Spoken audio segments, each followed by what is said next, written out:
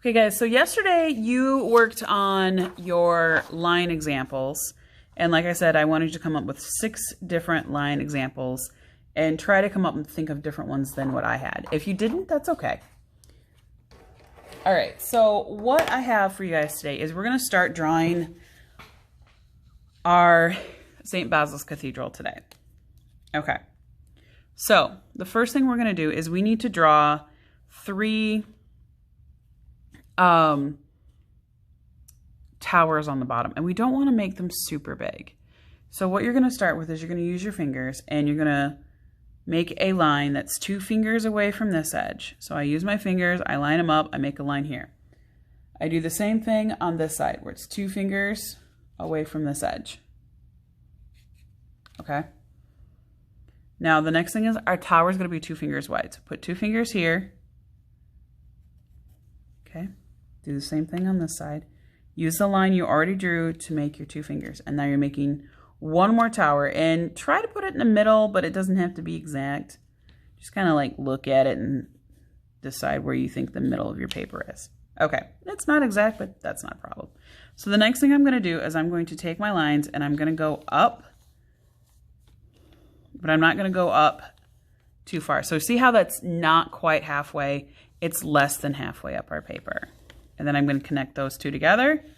I'm going to make this one slightly taller, but not more than halfway above my paper.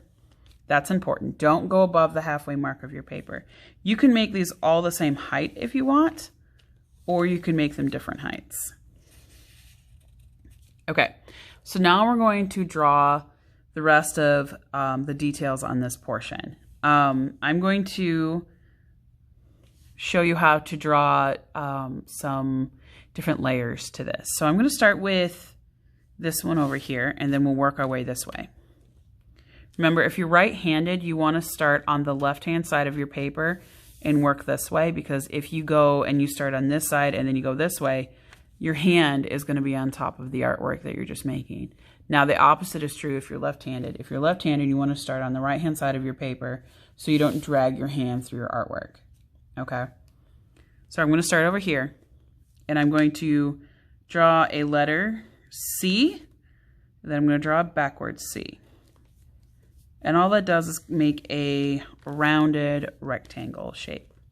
I'm going to draw up a little bit, not a lot, just a little bit, and I'm going to repeat that process. Okay. Now on the top here, I'm going to show you how to draw an onion dome. An onion dome is a dome that is like a rounded shape that the point on the end kind of resembles an onion. Does yours have to be perfect? No, mine aren't going to be, so don't worry about it if yours are.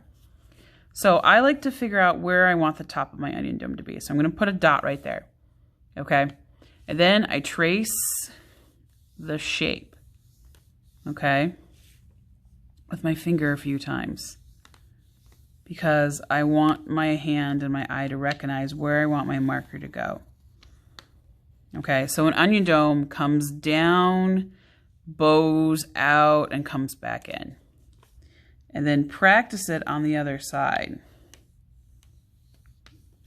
So the more you practice it, the closer it will be to being the same. Now, if you guys have ever seen the movie Aladdin, then you know that this kind of looks like the castle in Aladdin. So you can think about it like that. All right, so here I'm going to do just straight rectangles because we want to have a little bit of contrast with our shapes. I'm going to make this a little bit tinier as I go in on that one, so it kind of looks like a cake. And I'm going to do the same thing up here. And then this one, I'm going to make it into a point. So I'm going to draw from here up and here up, because I want to make that just the pointy spire. This one, I'm going to make a short little onion dome like this one, but it's going to be different.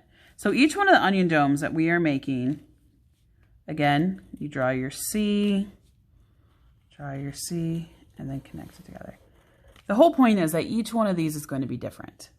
Okay, I'm going to make another onion dome on this one.